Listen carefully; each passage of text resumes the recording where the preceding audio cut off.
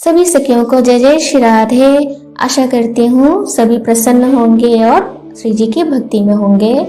सखियों, आप सभी श्लोकों का नित्य गायन और श्रवण करें और हमें कमेंट करके अवश्य बताएं कि कौन सा श्लोक आपको सबसे प्रिय है। तो चलिए आज हम सब गायन करते हैं श्रीमद् राधा सुधा निधि के बाकी के श्लोकों का।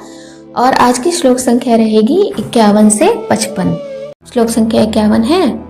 अमंद प्रेमांकश लथ सकल निर्बंध हृदयम् दयापारं दिव्य छवि मधुर लावण्य ललितम् अलक्ष्यं राधाख्यं निखिल निगमैरप्यतितरां रसाम्भोधेः सारं किमपि सुकुमारं विजयते। व्याख्या है।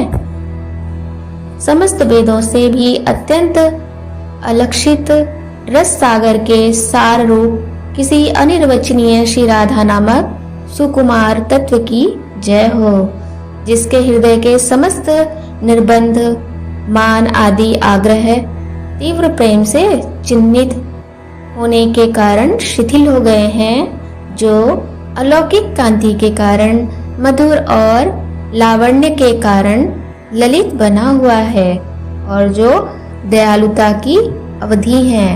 श्लोक संख्या 52 है।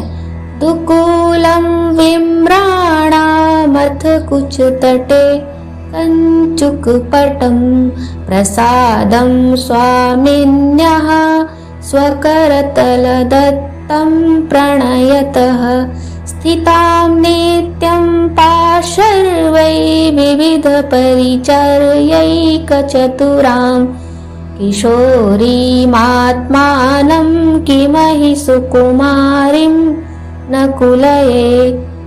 व्याख्या है। श्री हिताचार्य के मार्ग का भजन अपने सखी स्वरूप के चिंतन से आरंभ होता है। उसका प्रकार बतलाते हुए कहते हैं, हे स्वामिनी, हे श्री राधे, राधा के द्वारा प्रेम पूर्वक अपने कर कमल से दी हुई प्रसादी ओढ़नी तथा वक्ष स्थल पर चोली धारण किए हुए मैं क्या इस जीवन में भी अपने आप को ऐसी सुकुमारी किशोरी के रूप में निश्चय रूप से अनुभव करूंगी?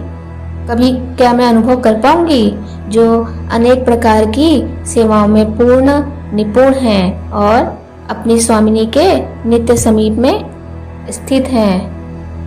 श्लोक संख्या 53 है। विचिन्वन्ती केशान् क्व जन करजै कंचुक पटम क्व चाप्यामुञ्चन्ति कुच कनक दिव्यत् कलशयोः सुगुल्फे न्यस्यन्ति क्वचन मणिमञ्जीरयुगलम् तदास्यां श्रीराधे तव सुपरिचारिण्यहमहो। अर्थात व्याख्या है। हे श्री राधे, कभी अंगुलियों द्वारा आपके केशों को सुलझाती हुई, कभी स्वर्ण कलश के समान दैदीप्यमान वक्ष स्थल पर चोली पहनाती हुई और कभी आपके गुल्फों पर मणि जड़ित युगल नुपुरों को धारण कराती हुई मैं क्या कभी आपकी सुंदर सेविका बन पाऊंगी? श्लोक संख्या 54 है। अति स्नेहादुच्चैरपि च हरिनामानि गृह्णत स्थिता सौगन्धार्द्यै बहु विरूपचारैश्च यजतः परानन्दं वृन्दावन मनुचरणन्तं च तदतो मनो मे राधायः पदमृदुल पद्मे निवसतु।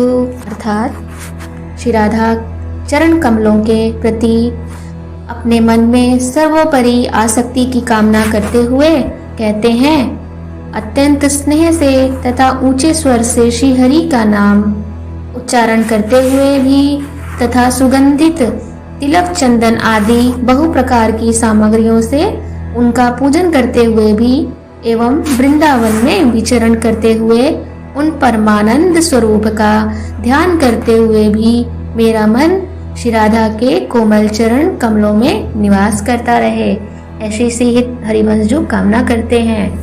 सखियों, आज का आखिरी श्लोक, श्लोक संख्या 55 है। निज प्राणेश्वर्या यदपि दयनीयेयमिति मां महोचुम्बत्यालिङ्गति सुरत माधव्यामदयति विचित्रां स्नेहर्धिं रचयति तथाप्यद्भुतगते स्थवैव श्रीराधे पदरस विलासे मम मनः। अर्थात यह किंकरी दासी मेरी प्राणेश्वरी की दया पात्र है, यह सोचकर श्री श्याम सुंदर बार बार मुख को चुंबन, आलिंगन और सुरत रस माधुरी से उन्मत्त बना देते हैं। यद्यपि वे विचित्र प्रकार से स्नेह वृद्धि करते हैं, फिर भी हे श्री राधे, अद्भुत प्रभाव वाले आपके ही चरण कमलों के रसमय विलास में मेरा मन संलग्न रहे।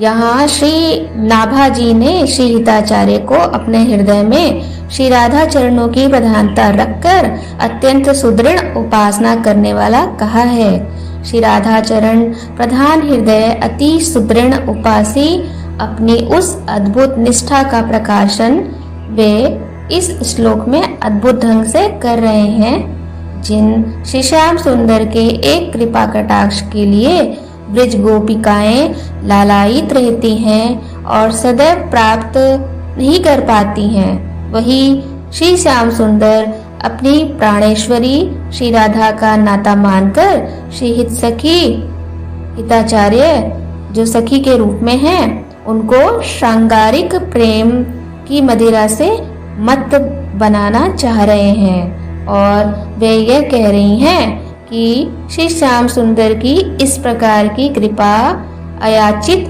प्राप्त होने पर भी मेरा मन तो अपनी स्वामिनी के श्री चरणों के रस विलास में ही रम रहा है।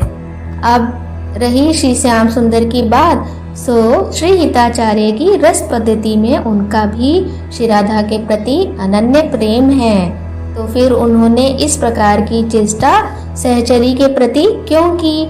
इसका कारण यह है भक्तों कि रसोपासना के क्षेत्र में वे केवल श्रृंगार रस सर्वस्व हैं, मूर्तिमान श्रृंगार रस हैं। इस क्षेत्र में वे जब किसी पर प्रसन्न होते हैं तो उसको शुद्धाति शुद्ध मधुर रस का अनुभव कराते हैं।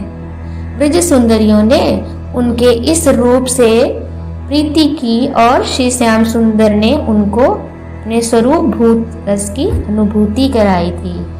फिर मिलते हैं अगले पाठ में, तब तक जय जय श्री राधे।